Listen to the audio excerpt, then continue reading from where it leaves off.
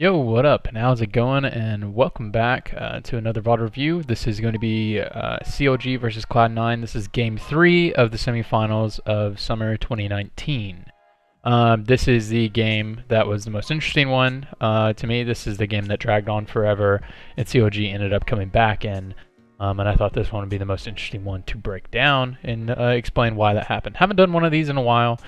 We'll get back into doing those more, but let's get right into why you clicked on the video. So let's talk about this draft right here. If you ever watched any of my VOD reviews before, I love talking about draft, and I'll leave timestamps below if you would like to skip it. Anyways, cool, let's talk about this draft. So this isn't the order that they picked it in. This is what the actual end draft looks like. We're not really going to talk about the decision making during the draft and why each side selected pieces when they did. I think it's not super interesting, other than probably when the Draven and Morgana was picked, but we're not going to talk about it in this one. Let's just talk about what the drafts actually look like and what they do, and what your win conditions can be in these games. Okay, so just starting off on Cloud9's side, so they drafted Aatrox as a weak side top laner. If you don't know why Aatrox is OP, then you should look into that, but he's pretty OP for team fighting purposes. And you usually pick him as your weak side top laner, not really as a side laner as he may have been picked for in the past. His main value is in the team fights and kind of bigger skirmishes is what his value is. So he's often picked as a weak side top laner. So here's a weak side top laner, powerful early skirmishing jungler, a roaming mid laner. And then we have the Draven Morgana, which is going to be the strong side of the map. So the strong side and weak side. It's a very good drafting strategy to have a clear strong side of the map. You don't want to have two weak sides on the side lane, and then also not have any way to work with your mid laner, with your jungler, which a lot of teams will fall into. That's usually a strategy used by teams when they don't have really a winning strategy and they just want to scale. So if you're unfamiliar with that type of draft, so I really like this draft strategy. You have a weak side and a clear strong side of the map with a roaming mid laner, where you can make a lot of plays in the early game, especially against CLG, who's been just kind of up to this point in the series had just been kind of like taking it, just kind of taking it up the butt during the whole early game. So you want to just double down on your advantages and then close out the games. That makes a lot of sense to me. Cool. Now we're going to talk about CLG's draft, and then we'll talk about how this game should actually play out. I've watched the game. I halfway watched the game. I was kind of doing other things while I was watching it. So I know a little bit of things that actually happen in the game, but I kind of like not knowing a whole lot about the game other than the key points, because it kind of gets me away from doing confirmation bias and just analyzing based off of already know what's going to happen. I think it makes it a little bit more fresh when I see the plays live. Cool. So let's talk about CLG. So you have a Jace and a Elise. So the Jace is usually going to be your strong side of the map. So Jace is playing strong side versus the Aatrox, which is a pretty good matchup for Jace. We'll talk about why that is. You have Elise, so you have an early game jungler who can clearly combo with your top side of the map. Has a really good combo with Kiana. So has a great combo with Kiana because Kiana has a guaranteed CC, and you can lock them up with the Elise right afterwards, so it guarantees your CC, so it's easy to layer. And then as well as Jace should be running amok against the Aatrox. You get the Aatrox well, you build up a wave, you dive with the Elise. Elise the best diving jungler in the game. Cool, so that's a clear strong side, so a really strong top side. And then they drafted Xayah and Rakan actually in the 1-2, but it was immediately countered by Draven Morgana. Draven Morgana just kind of has a lot of ways to deal with that lane. It's a skill check a little bit, but definitely favors the Draven Morgana side. Cool. So let's talk about what their draft can actually do and then what it does in this actual game. So Jace is a strong side of the map. So as I said before, can chip down the Aatrox, can build up a large wave to threaten a dive, and you either get a huge XP advantage and gold advantage, or you actually kill the Aatrox and get a huge advantage. So that's something that's an option you have. As well as Elise can combo with Kiana with guaranteed CC lock. So the Kiana, if you don't know the interaction, you E with the water, guarantee CC lock, and that can basically guarantee the Elise CC. So really easy to layer. And a lot of gank setup with the bottom lane as well, but the bottom lane should not have priority in this game. So essentially when you look at these team comps and they look at each other, Let's talk about priority, because lane priority is super important to talk about. The Jay should have control of the wave management, so he should have complete control of wave management in that matchup. In the mid lane, Talia should have control of the wave management, especially in the early game, until you have a Tiamat on the Kiana. If Kiana is going to go that route. And then Draven and Morgana should have the wave control in the early game, as well as kill threat in the early game. As long as the Morgana and Draven are playing correctly, they should never be able to die in the 2v2 unless they make a mistake. Whereas Draven and Morgana can get a kill in the 2v2 based off of just a skill check. The Xayah and Rakan don't necessarily have to make a big mistake in order for them to have kill threat and the lane priority. Cool. So those are all the strengths and weaknesses of these comps. I've definitely favored Cloud9's draft. The Elise pick, I don't like the Elise pick a whole lot. Just because Kiana's going to have no way of actually managing her waves, and Talia can just brain dead, shove the wave, and leave in that lane state. And that's really your best lockup is with the Elise. The best synergy is with the Elise and Kiana's not going to have any control of the wave. And you pick these early game champions, but you actually don't have any control of the map other than topside. So, and I think Aatrox is a very good weak side champion, and I don't know if Ruin and Wiggly have the ability to actually punish that correctly. So, definitely the strengths of CLG is their bottom lane, and they drafted for that, but then they got kind of cucked in draft with the Draven Morgana. So definitely the early game is going to be difficult for CLG to navigate. Definitely Elise wants to make plays around topside, though. If they can make plays around topside and get this Jace running amok, if Jace can run amok and Kiana gets powerful, you have a really powerful 1-3-1 composition. So they can just kind of run amok in the side lanes.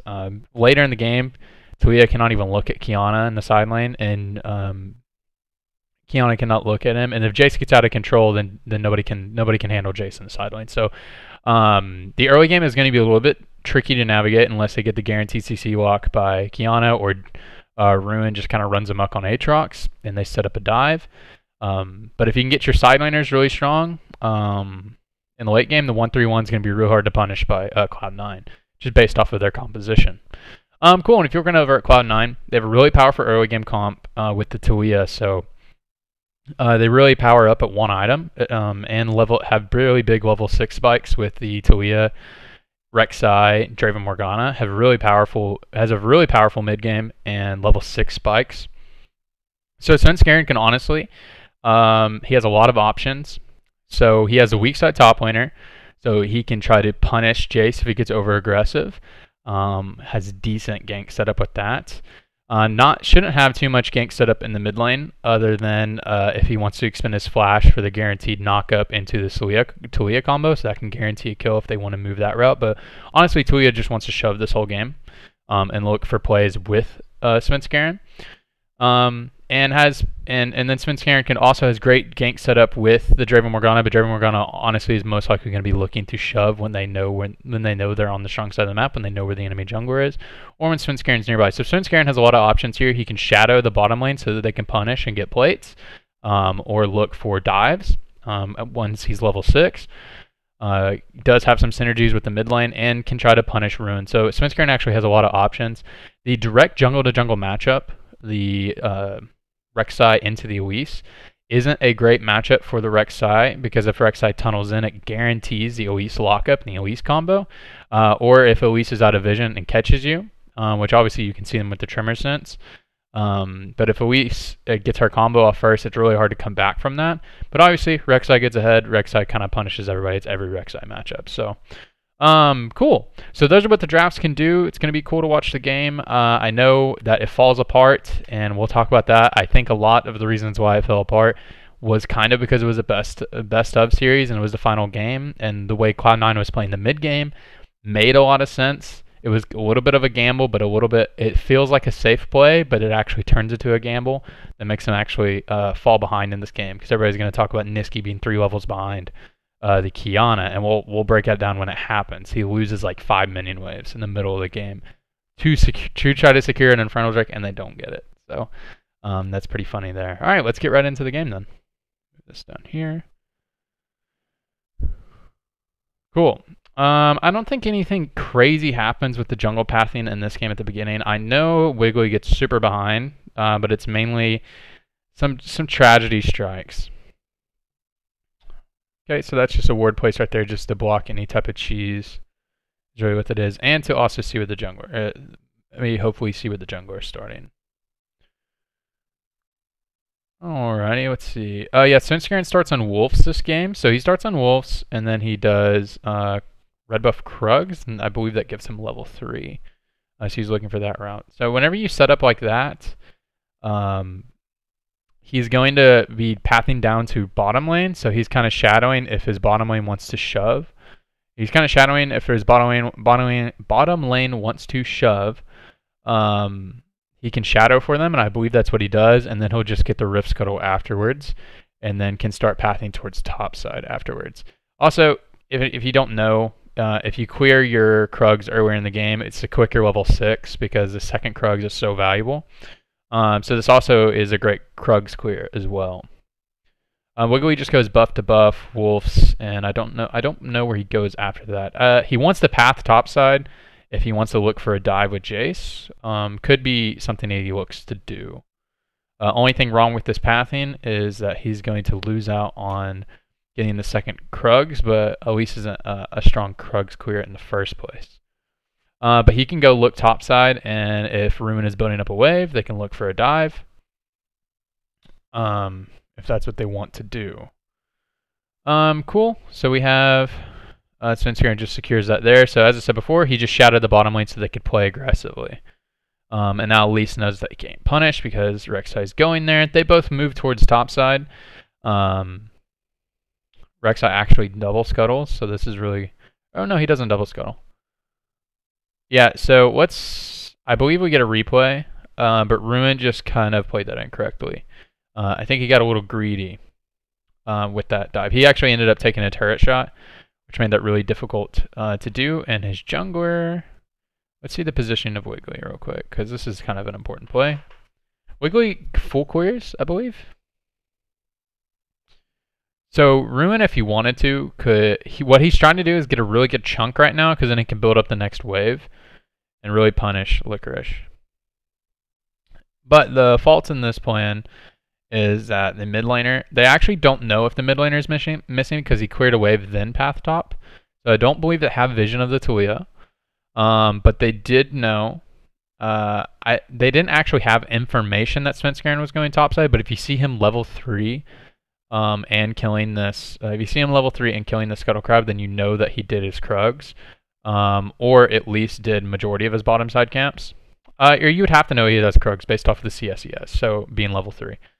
So you'd have to know that he has Krugs, so he has no reason to be on this side of the map anymore, unless he was doing his Raptors. So most likely he's going to be moving topside, especially since they've seen that he didn't have the buff. So unfortunately what happens here is Jace is a good matchup in the Aatrox, especially with the Phase Rush, because you can get your Phase Rush proc, and if you get connected with the chains, you can actually just walk right out of it, and you outrange him. Everybody knows what Jace does.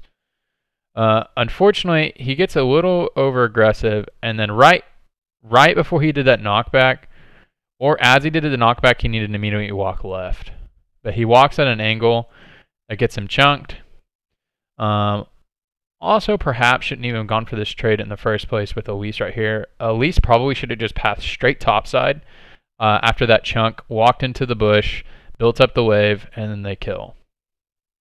Is probably the play they should have gone for, but obviously hindsight is 20/20. Cool. He saves his flash there, and that's pretty good. If he flashes there, he just trades with Svenskeren, and then Svenskeren would have it back up when he gets level 6. So there's really no point of flashing there.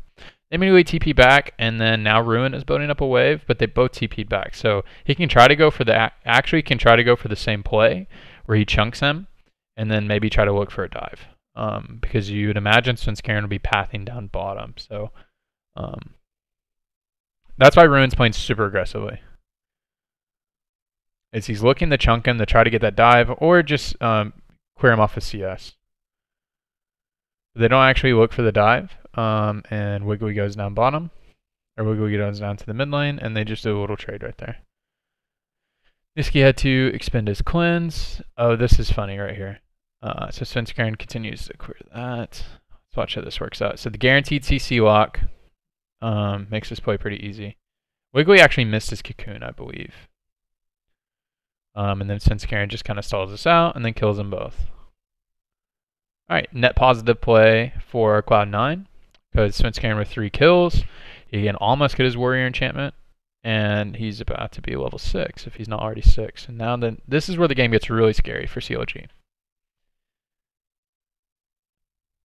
Boom, boom, boom. And double kill. He was dead either way.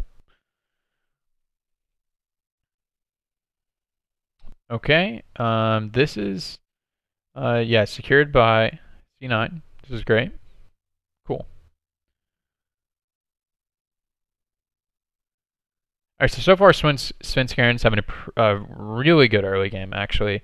So this game isn't actually, let's see if this is, so far this game is playing out to Cloud9's win conditions that I described earlier.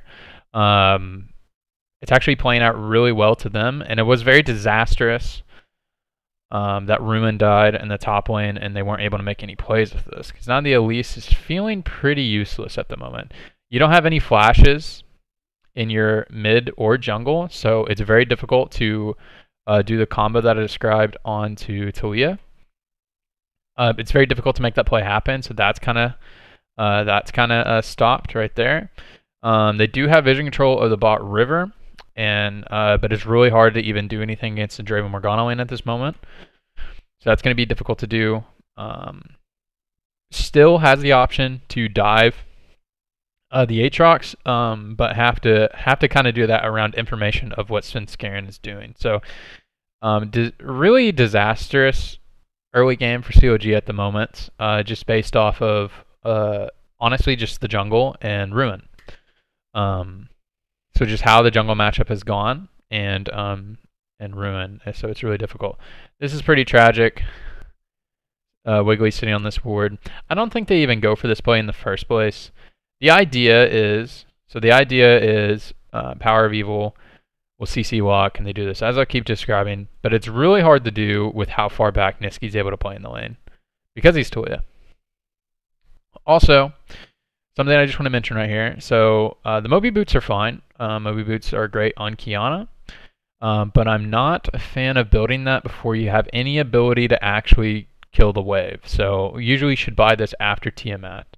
But maybe he just didn't have the gold for Tiamat. But I think he bought this on first buy. So if he bought boots and the 2 longswords, he should have gold for Tiamat. So I'm not a huge fan of buying that before Tiamat if you're going to go that route of like being super roam heavy, which is a good strategy on Kiana. So I'm not a fan of that buy. Okay. I think, is there a 2v2 kill here? Yeah. Honestly, on Zyra you have no business taking fights in this lane. People might, object to that, but I don't think you have any business fighting in this lane. Just Draven and Morgana have so much ability to deal with what Xayah and Rakan want to do. It would have to be a mistake being made on like the part of Draven for anything like this to even happen. Takes a good trade, but if you look, Ruined has all these potions, so he's happy to take those trades.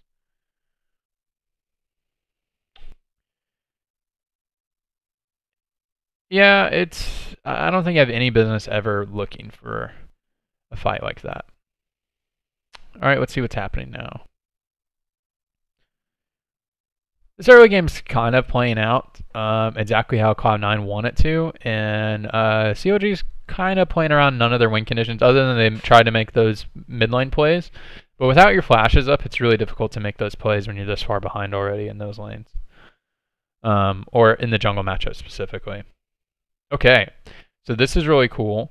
So this is actually their weak side of the map that they're making this play on. Weak side of the map just meaning Licorice is on the weak side of this matchup. But what this does is, this is actually, I think this is what you should do, because you're accelerating the Aatrox into, you're accelerating your Aatrox to be very powerful in the first major team fight, which Aatrox is a teamfight champion. So I think it is a great decision to actually use it on top side rather than already on your strong side of the map. Obviously, Draven is great with items, but Aatrox is really who you want to be dominating in teamfights. Draven is mainly picked to counter this lane matchup, so you have priority and that mid-game power spike. But you're just accelerating the Aatrox into being a way more powerful state. So CLG is reacting to the play by moving down bottom side. But this is great by Nisqy. Look what Nisqy was doing the entire time. He is in a position to where he can react to this play, so he can ult down to the bottom play. So if they all collapse on bottom, it can make it a 3v4 and has the ability to wall. So an advantageous setup. Advantageous for CLG, but not as much as it is on top side. So you're going to sacrifice the minimum by going down here. And since you don't even see Qiyana, and since Qiyana is not going to be shoving this lane because she's coming down to make this play happen, what you want to do as Talia is this is a perfect position to be in. You want to be in this, be right over here, not necessarily deep into the jungle because you can get picked on the rotation, but just right behind the lane so you can react to the play, and you're not missing anything in the mid lane. I think he misses half a wave right here, but had he had been in the mid lane, the flashes are back up. They can make a really aggressive play on there because they know where Svenskeren is. So this is actually really good by Nisqy to be right behind the lane because he can't die in the mid lane, and he can react to the bottom lane to ensure that this is happening. And they know they're not being flanked on this backside because they have vision and river. And also it's a predictable play. If you're making a super powerful play on one side of the map and the enemy team doesn't necessarily have an ability to react to that play, then you would make a play on the weak side of the map, which the weak side of the map now is going to be Cloud9's bottom side because Svenskeren is on the top side with the Rift Herald. So this is a great play by Nisqy, actually. You know, it'd be hard to catch if you weren't paying attention. Great play by Nisqy. I remember actually watching that live. And Svenskeren was hanging out. That was just a heads-up play by Svenskeren. They already had the information that CLG was moving down bottom side, so they can make the play again top side. And CLG honestly don't have a lot of ways to react to this play. So their reaction to this play is to force on bottom side, which is honestly the only thing they can do at this time. They know they'll have a mana advantage, so they have to force on bottom side so they don't lose this. They don't have enough time to react to this, and as well as the next Drake is spawning. So CLG is in a really tough position in this spot. So they do this, and they're maybe looking to make a flash play on mid lane, but again, Nisqy's playing super safe, which is what you're supposed to be doing while they're getting this huge advantage down here. CLG actually do get the Drake, just because Svenskeren had to base. So good pickup by CLG. I thought maybe Svenskeren could base earlier, run directly there, and they have TP, and they can TP into there. But I don't know if Aatrox would also have to get his back off. So I think that's good to just trade and give them the Ocean Drake there. So now that I think about it, Aatrox wouldn't be able to recall in time if he wanted to destroy that tower and keep the lane from freezing there. So actually decent. Okay, and now this is when we get into the mid-game ping pong. Okay, so let's talk about what happens here whenever it starts to happen. It hasn't quite happened yet, because this is where it starts to happen. You know, obviously no big fights have happened yet, but this is when it starts to happen in just a minute after everybody kind of ARAMs in a minute, where Nisqy starts to get very behind and they get outscaled in the side lanes. That is about to happen. Yeah, look, here's just yoinks that, and it's nice, but it doesn't really mean anything contextually for the game. Trying to set up pressure on bottom side. So essentially, they're just trying to get the side lane gold right now. So Svenskeren rotates down bottom. Talia is missing the mid lane. They're also denying a wave in the mid lane, so this is great. So either they want to get the dive or just pressure them. And right now, Wiggly doesn't have any camps to kill, so that's why he's 2 levels down. Feels really bad. And they're going to keep rotating back down to the bottom side. They want to get this tower down here so they can just transition to being mid, get the mid tower, have full control over this whole entire river area. So Cloud9, since they are the aggressors right now, they want to force to get this tower. Once they get this tower, they can rotate the Draven Morgana mid, clear side lanes, and then they have full control over this river. They get the Infernal, snowball from there, and the game's pretty much over, is what they're trying to do. And also, as well as you can just get a bunch of gold and deny them from getting your tower. They're just trying to get more structure gold, and I'll have full control over this river because the Infernal Drake is spawning in 130. T-fight here. Spencer gets caught. And let's see what happens after this. Oh, this was nice. He gets a huge cash in. Net positive play. So net positive play so far for Cloud9. Svenskaren dying there, obviously they get the shutdown gold, but it doesn't actually mean anything in terms of the objectives on the map because we still have a minute on Infernal, so it's not the end of the world. The Draven getting the cash in was huge, so net positive play so far. And that's the combo I was talking about, guarantees the lock, but I think they get the trade kill. So everything coming up Cloud9 right now. As I said before, they're trying to force for this tower. They have no way of contesting anymore, and the Infernal spawns in 30 seconds. Licorice burns his flash there. He was trying to take up their time and maybe get a kill, but I don't think that was worth. Yeah, hard to fight Kiana in the river. You can just do that. Big money plays. Boom. God, it was 1,100 gold. Alright, and now they just want to get this Infernal Drake, and nobody can say anything about it. And I believe the next one spawning is the Infernal. So the next one spawning is the Infernal. So that's very important for what's about to happen in the game.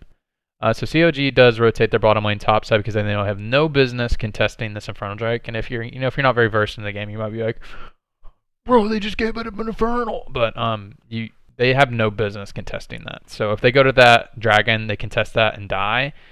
Then Cloud9 gets the force mid. Gets the force mid. Gets a huge cash in, and then we'll get full control of your jungle, and you can never come out of the base ever again. So that's why they have to go topside, and they exchange to get that gold right there. Alright, now this is when the game starts to break down a little bit for Cloud9. This is before CLG starts to come into the game, but this is when Cloud9 starts the snowball of them getting behind. Okay, so what's happening right now, them doing their little ARAM game. 420, let's go. There's a timer on the Drake. So what's happening right now is essentially they're keeping their members mid to force. What they're trying to do right now is force this tower, so they can have full control over this quadrant. So this middle quadrant right here, and then can transition their vision over to this river to ensure that they get the Infernal Drake. That's what they're trying to do. But what happens after this is after they force the tower, they stick around, and this is kind of like being in a best of 5 and you're on the last game. Is the only way Cloud9 lets CLG back in this game, the only way Cloud9 lets CLG back into this game is if they lose the fight in the Infernal Drake, or they get picked off in the side lane over and over and over again. So what they end up doing is they invest into trying to ensure they get the Infernal Drake and ensure they win this team fight, and the game ends after that, or the game will end after that because there's no way of CLG coming back into the game. Is they keep their Talia, who is not safe in the side lane versus any of these champions. They keep her in the mid lane just to ensure priority and then get in position for the team fight over the Drake. Obviously, if you've watched the game, you know it doesn't end up working out, but let's talk about why that happens. Okay, something important to know is looking at the minion waves on the side lanes in a second. So they've brute forced a tower. That was great. Awesome. I don't believe any fight happens, but if it does, it's kind of inconsequential. Okay, so what just happened right there is a wave was denied in this side lane right here. So a side lane wave was denied in the top and bottom wave. So that's a wave that neither Niski nor Licorice were able to pick up. And then Niski is also sharing experience with Sneaky right now. That's important to know. Okay.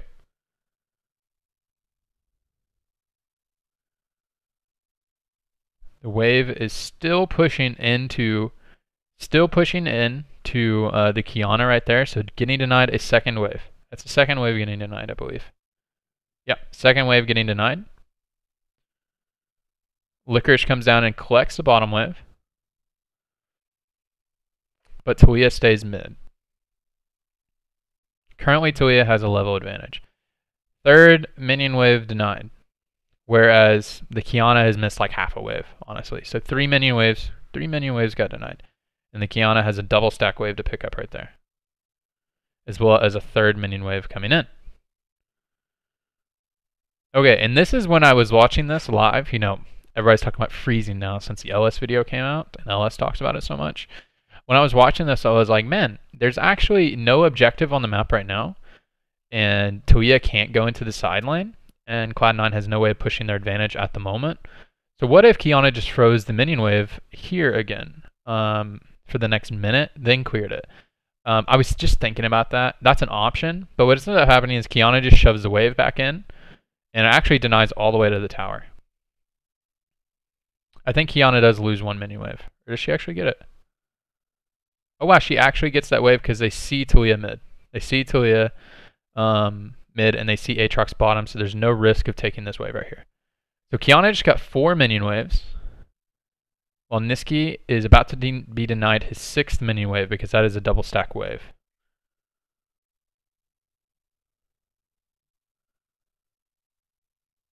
And now it's going to push back into the Qiyana.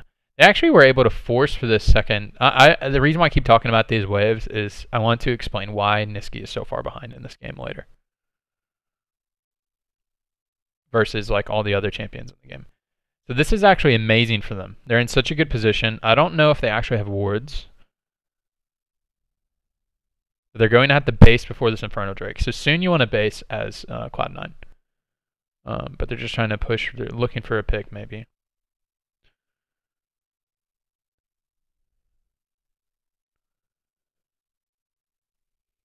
Just kind of skirmishing in the NA ARAM stuff. Okay, the reason why they're playing like this, again, I will say again, the reason why they're playing like this ARAM is beneficial for C9 at the moment, is they want to ensure that they have such a clean setup on the Infernal Drake, and ensure that they win this next team fight. Because if they win this next team fight, this game is most likely over.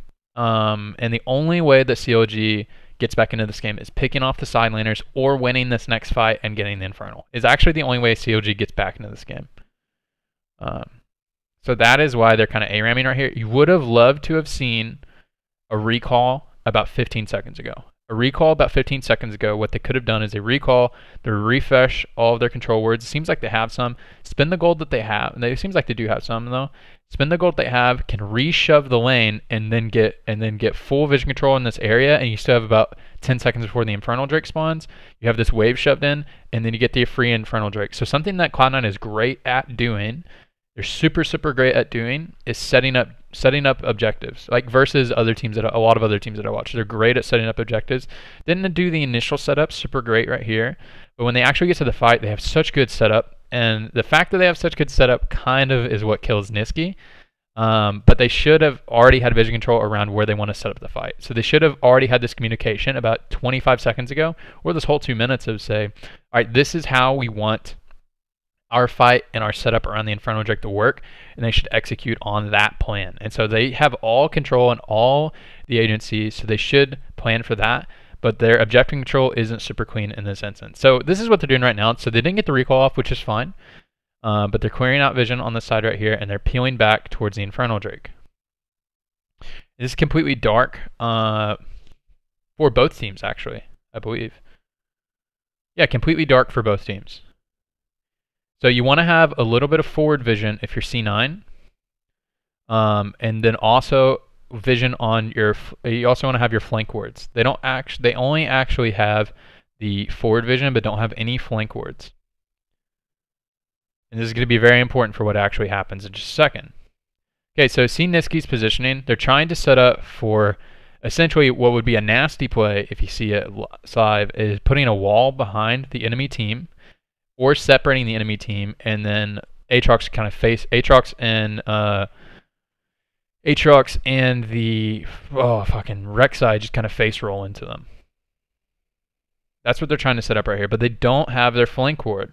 This is very important that they put this flank ward back over here, and this is what gets Nisqy killed. So what Nisqy's trying to do is he's trying to come over to this side and put a wall in between the team or behind it so that they can just kind of face roll into them or make the team fight split. The power of a Tuya. And the Tuya can ride in, be in the middle of the fight, or she can just come back around and play front to back. That's currently what they're trying to set up, but they didn't have their flank ward. So this is something that should have been discussed an entire 2 minutes ago or 30 seconds ago. All right, well, this is how we want to set up our fight. We want to put the Tuya wall on this backside. We need to make sure the only way we lose this is the Kiana flanks, one-shots me. This should have been communicated already, but it wasn't. That setup was very poor. You can see how they're, like, you can see what this fight would have looked like if it was set up correctly. You have the Aatrox on the side right here. You have the Tuya puts the wall right here, and then you just kind of face roll into them while the Draven is super protected on this backside, has no threat on him, as long as this is covered, the flank wards. They got the forward vision, but not the flank wards. And they have plenty of time and control of the map to set that up, and that's why they lose this fight. So pretty disastrous. It was smart for them to peel off after that. But essentially, CLG is not fully back into the game, but they were. Had this have gone negative for CLG, the game would have been over right then. And during the whole time, Toledo lost 7 waves of experience and gold. So Siren ends up dying right there. That was a TP by Stixay to take that down. So that was just a nice pick off. Didn't have your flank ward set up, and you die. This fight, nothing happens in it. The stopwatch, and then they trade kill on Xayah. It's a little bit too early to do Baron. But they might try to set up for it. Okay, they are going to set up for it. With the Xayah dead, maybe they can pull it off. Aatrox is zoning. They don't have a Mountain Drake, so... Oh yeah, they do actually get the Baron here. It's really close. It was a little bit of a 50-50, but... It was like almost a 50-50. It was like a 70-30. But ended up Cloud9 gets that. The only thing that's tough for Cloud9 at the moment is Tuya is going to have a bad time in the side lane, so they have to kind of ARAM this up. But they can run a 1-4 right now if they want to. If Kiana collapses on the Aatrox, then Tuya can put up the wall in the mid lane, and they get a free inhibitor. So it'd be tough for CLG. So CLG's trying to set up a flank play. I think he ends up missing. Yeah, he ends up missing everything. And that wall was kind of whatever. So Kiana ended up missing everything there. Didn't actually get the stun on the Draven, I believe. So if Draven lives in these fights, you can't win at the moment unless you get a pick off. So that was a good play by CLG. That's what you want to try to do rather than getting shoved in because you're guaranteed losing your inhibitor unless you pull off that nice flank play. Is the Kiana ult back up? No, the Kiana ult's not back up. So it's difficult to make a flank play here. And one of the drawbacks of picking Kiana is when you're shoved into the base, you can only grab a rock. So it's really tough. You can't actually be a CC bot. And C9's just going to push around the side lanes. I do remember the Analyst us talking about lack of patience on C9 whenever they're pushing in the supers. Let's see if that actually happens. So now you just want to rotate in and grab this. Yep, the wall guarantees it. Oh, that's when, is that the play? Is that when they got a little over ambitious? Let's see. This is when Biofrost makes a good play. Well, let's talk about attack rate. So this is when Biofrost kills them all. So they're trying to make the end play here. Let's put this on normal speed. They really just want this tower, and they're looking for the end play. Let's see. Did they just kill Niski? Or not Niski, Power of Evil?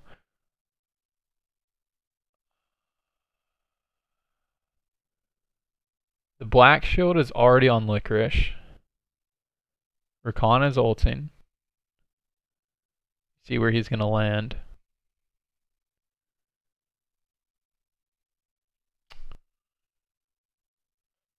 I see what they're talking about now. It's tough to say if they should have just went for the end and the Black Shield gets on Draven and you just win. So Draven's charmed. You gotta think if the Black Shield was on Draven, they might just end there. So I don't hate the idea. I don't hate the idea. And then you get that for free. Huh. I don't hate the idea. But maybe should have just let that. This wave is already triple stacked with cannons. Maybe should have just peeled back, killed the inhibitor as soon as this wave was coming in, and you end for free. I think you do end for free, but I don't hate the idea of what they tried to do. If the Black Shield gets on Draven, you win. But I think it may have just been a for sure win if they just kill this way. I didn't see that this was triple cannon stack when I was talking about earlier, but with it being triple cannon stacked, you got to think that they would end right then with this Baroned up and triple cannon stacked.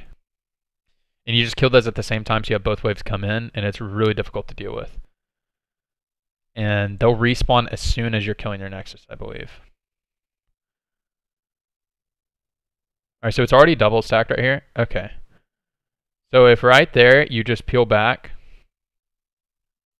If you just peel back and then use the Tweel wall later, I think you do just win, don't you? Because by the time the minions, the super minions, get into the front half of the base, there's still 12 seconds left, or 15 seconds left on Kiana, and 12 on Wiggly. But CLG's, they're definitely back into the game, but in a little bit of a precarious spot, because if they lose a fight, or they lose some of their members, and they come to match anywhere on the map, they can get both their inhibitors taken and maybe their base. So they're in a little bit of precarious situation at the moment. But still, you know, a lot better position than we were a minute ago. All right. And now what the ARAM plays that they try to make are now hitting Nisqy a little bit. He's about 50 farm behind and an entire level behind at the moment. So Nisqy is feeling very weak. Very, very weak build as well. He's very weak for how ahead Cloud9 is. Not necessarily his fault. They thought they were going to end right there. They get a pick off on Licorice. That was great. The main point is what I want to take away from this VOD review so far is how Cloud9 set up the early game and destroyed that, and then how the game actually started to fall apart around that Infernal Drake play and around this play. The two big mistakes in this game. Man, when I saw that live, I was like, holy shit, they're about to go in. And now fully the backdoor threat is alive. So a really tough position for the CLG to be in now. They can peel back. They can go straight to the Baron or reset. They're going, let's see. They have full vision control of this red side, so this red side jungle, so this is nice. I don't know if they're going to go all the way to the Baron or just go straight to the Baron or reset. They had full vision control of this quadrant, so might just go completely to the Baron. They do end up looking for neither play. They do lose a little bit of forward vision in this quadrant, but this is completely dark right here. And these are actually functioning as flank wards at the moment because you have the minion wave that's preventing them from coming in, and then the wards on the sides, both entries. So this is actually kind of functioning as a flank ward, and you know for sure CLG didn't get a ward deep into here because they've been shoved into their base for the past 5 minutes. So you know you're not going to get TP flanked, and then you know they can't actually path into you. So these are good wards right here. These wards right here. So you could shove in this wave, let the super wave get to here, and then you get the then look for the Baron. So I don't like this ARAM play right here. So they want to just shove in this wave, and then this super will match right here, and then they can look for a play in this jungle, or just straight go on to the Baron. Is what I'd like to see from Cloud9. Wiggly ends up buying a lot of time. There's a little bit of tragic when I was watching that. Is what Biofrost wanted to do is he wanted to get his shield onto Wiggly before he Zanya's, and then guarantee backline access because he could shield onto him, then flash onto the enemy with and wouldn't get stopped midair by Draven. That was kind of funny when I watched that live, but it still ended up working out. They get the pick. And CLG kills him. And this one, this got crazy because CLG makes the decision to go down here because CLG goes down here. And then C9 looks to end the game. But what actually starts to happen is once they see the minions enter in up here, they see that it's going to respawn. Maybe could have looked to just run it and take this inhibitor. That could have been an option. But they didn't know where the Kiana was. And they see that Rakan is respawning. Maybe could have just ran straight in to the mid inhibitor. Would have been the better play, but it's hard. It's hard when you're in the game to actually know the inhibitor spawnings sometimes, especially when you're a stressful game like this. So I don't blame them for not doing that. And if they run in and suicide because they didn't have vision of the Kiana, they didn't know where Kiana was. If they just suicide into this and then die, kind of guarantees Baron and maybe lose the game. They already know they're going to lose Baron, but if they get Baron and the Draven and Morgana's down, then it makes the siege so much easier. Now CLG's fully in this game. At this game state, it's whoever wins the next fight wins the game. In this game state, I don't know if that's what actually happens, but it does look like we're closing to the end of the game. Obviously, I know CLG wins, but I don't know if it's the next team fight or if there's two. So they're just pressuring two lanes. They don't want to be too spread out at the moment because they know if they get aced, they lose a game. So they're just playing two lanes, which is appropriate, is how you should play most of the time this late into the game. You can play two lanes and have appropriate lane allocations. Playing three lanes sometimes is hard if your disengage isn't super great. Something I didn't talk about is how C9's comp kind of lacks engage, which is something that C9 does a lot. Or just at least what I can think of when I remember memorable C9 games. Like I remember one of the C9 versus TSM games where TSM had the huge lead, and then Cloud9 comes back in this position where they're being shoved into the base, and their team comp has no pick potential, but they kind of have creative ways of looking for it. But the creative way you can look for it is like that. You get a pick with the Morgana, or you black shield the Rek'Sai and you flash in on them. So that's the only guaranteed engage they have. It's pretty tough. But C9 does that a lot. I don't know why. They do draft like that a lot. They prioritize winning lanes more than they actually think about the team fight completely, I think. Or having clear strong sides of the map, which is favorable, which is a favorable way to draft, especially if you're better than the enemy team. And you are confident in the way you move around the map. And the way they moved around the map was great this game. It's set for their setup on that Inferno Drake was terrible. They had ample time to do that. And that's why Talia is so far behind, is because they were trying to set up for that appropriate, and they didn't even do the setup. So that's pretty disappointing. Okay, and we're just one team fight away from this game ending, I believe. This is where Jace just yoinks the blue buff. That's kind of funny. Okay. Okay. Let's see the team fight. Okay. Team fight. Is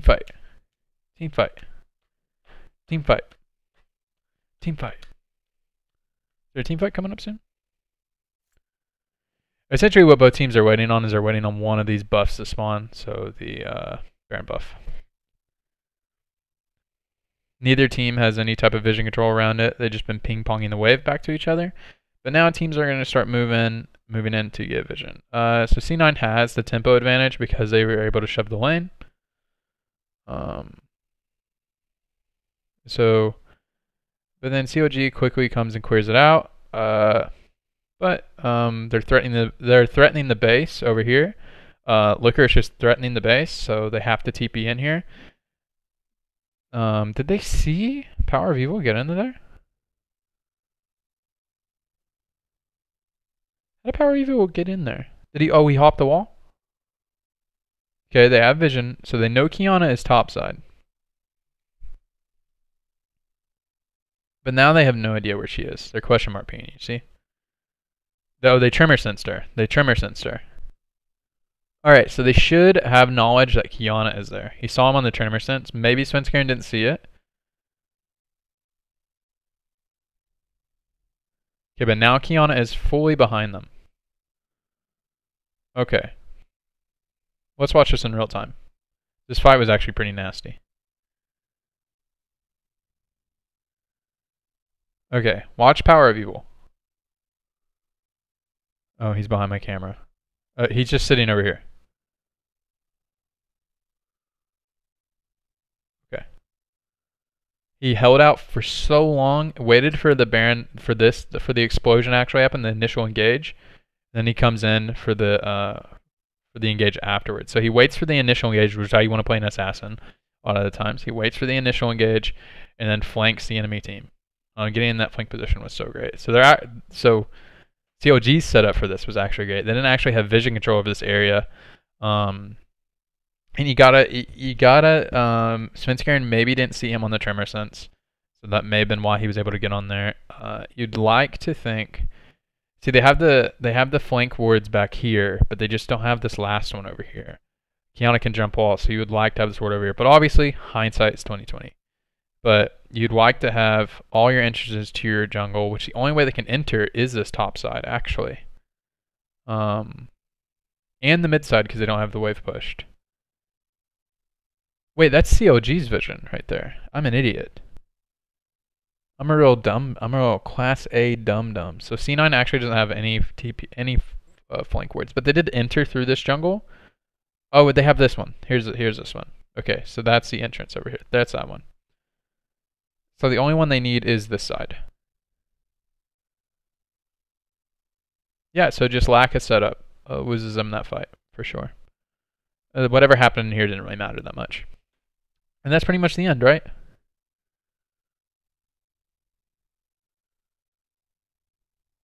That's the end of the game, right? Cool, and that's the end of the game. Let's just see the Nexus blow up. Alrighty, cool, and the next blows up, and CLG wins. Yay, cool. Other sticks say, there you are. Okay, cool. Look at this ref, dude. He knows what just happened. He's like trying to stay professional, and he's like, God damn, dude. Can't believe they fucking won that game, is what he's thinking. Cool, so let's do the outro stuff. If you stuck around for this long, that's insane.